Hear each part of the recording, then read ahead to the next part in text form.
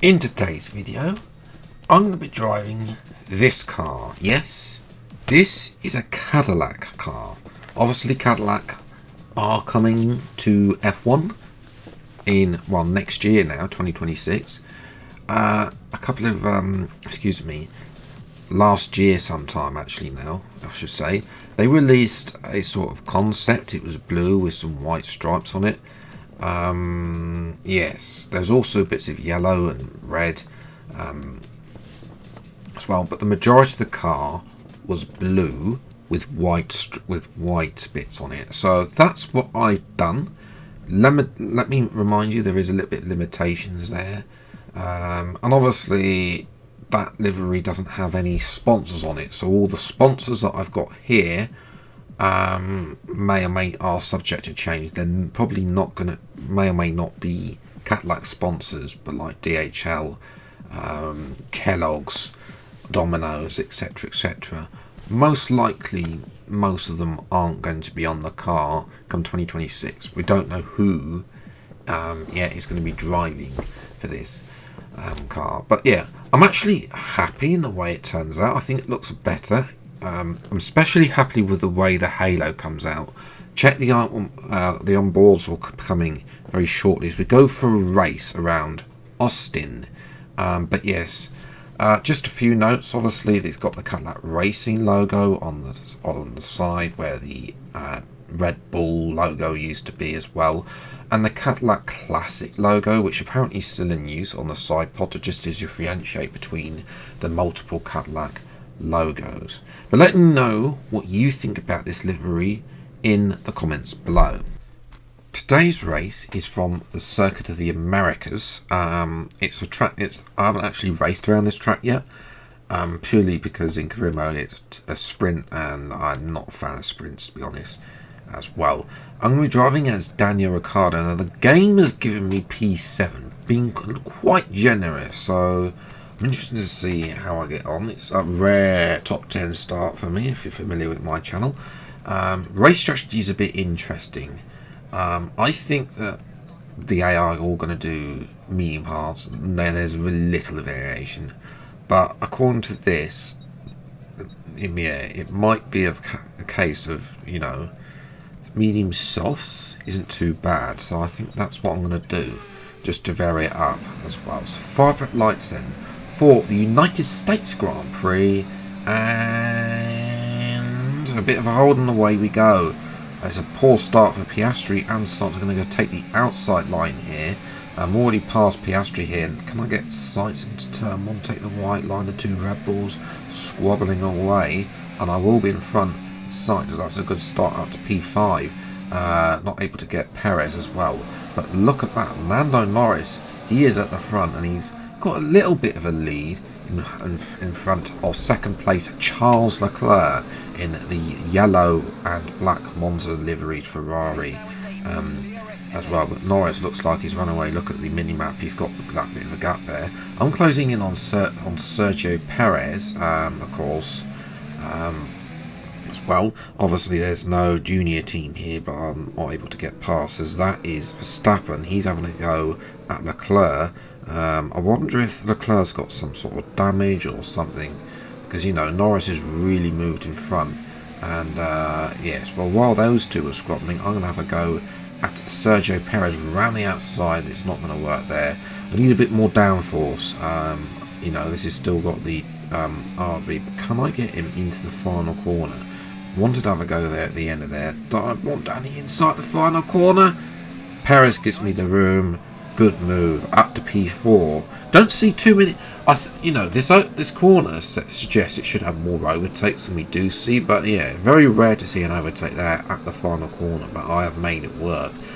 While the AI, of course, have their usual 9th Trulli train, DRS train as well. Now behind us, there is a bit of a gap formed behind Bottas, and more crucially, Logan Sargent, the slowest driver on the grid. Yes, in the yellow and blue Williams there as well. So there is a bit of a gap forming there that I can slot into should things not go well, and that's Leclerc going past there. excuse me, look, trying to go past Verstappen. You saw I had a go as well, trying to get past, but nothing doing there. So Verstappen's still second from Leclerc, but obviously both of them out of Verstappen's out of DRS range, and I'm going to send it here down the inside. Lovely little move, and up to P3 onto the podium for Ricciardo here, as well in the Cadillac.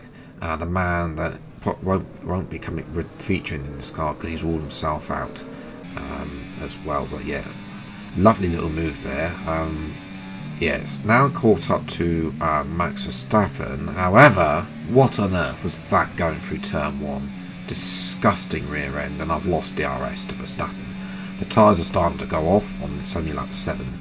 Now, yeah, in hindsight, I should have actually, excuse me, as Leclerc's going to try and go past. Can I get on the inside?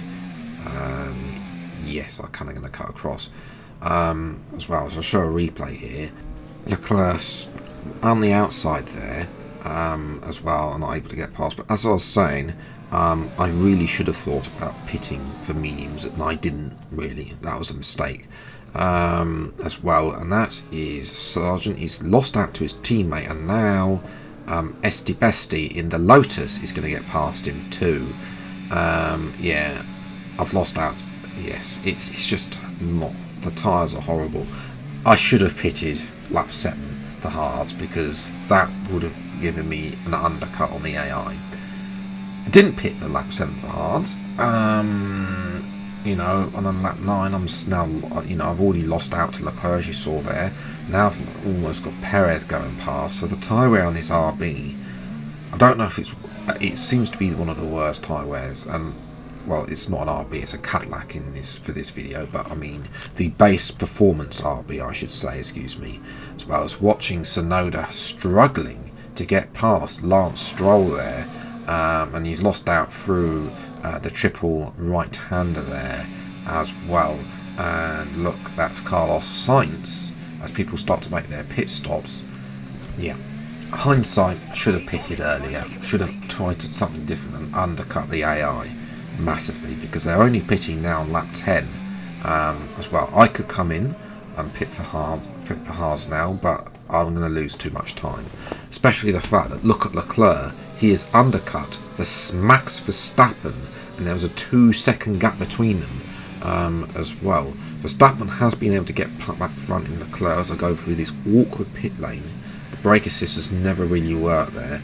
45% on the rears, that is awful as well. Norris is going to retake the lead as he's running away now. Verstappen did the extra lap. Norris pit at the same time Leclerc, I believe.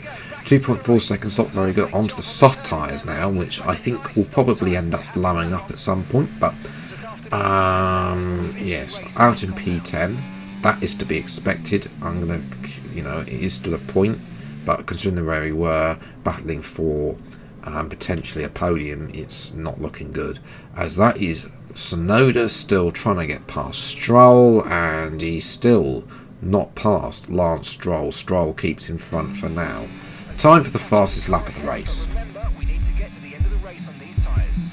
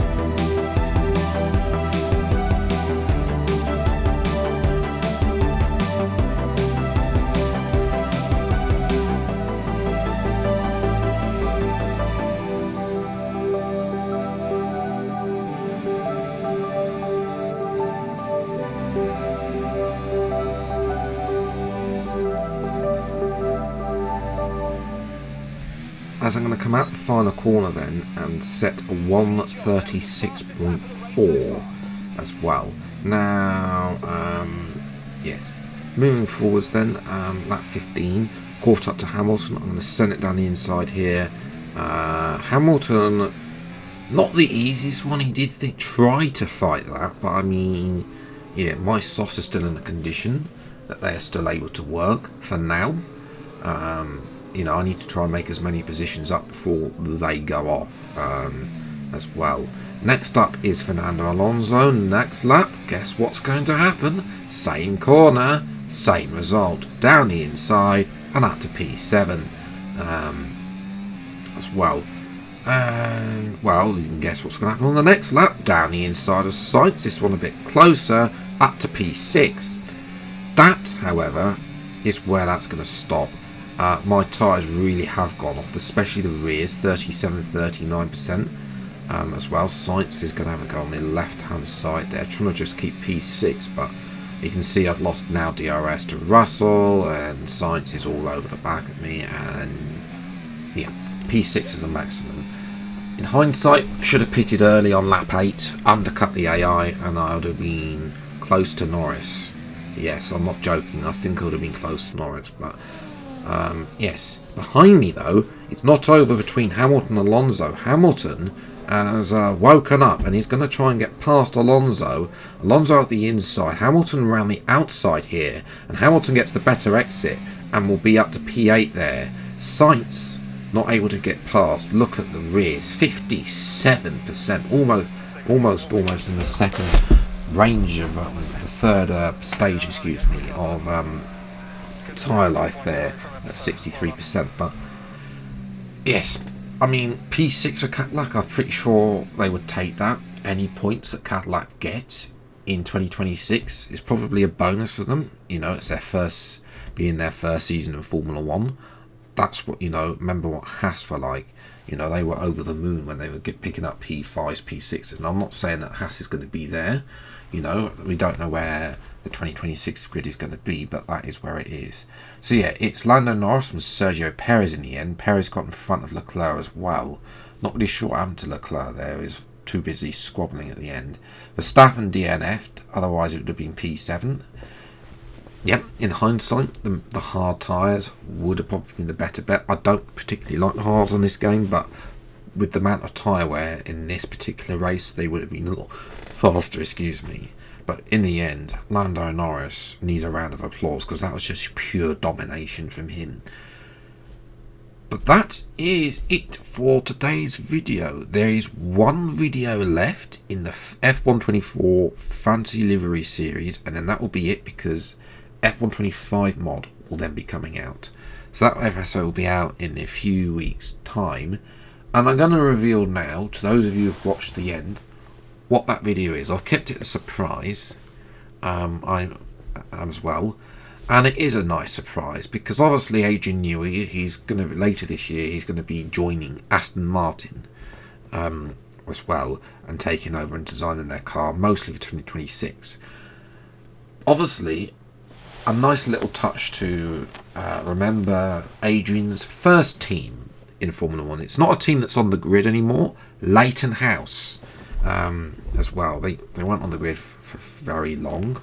I'll go more into details about them in that particular video. But I thought it'd be nice to give them a special mention and a sort of retro livery too. So make sure you hit that subscribe button to not miss that video. That video will be out in a few weeks' time as well. But until the next video then, I'll see you next time. Take care. Thanks so much for watching. Enjoy your day and goodbye.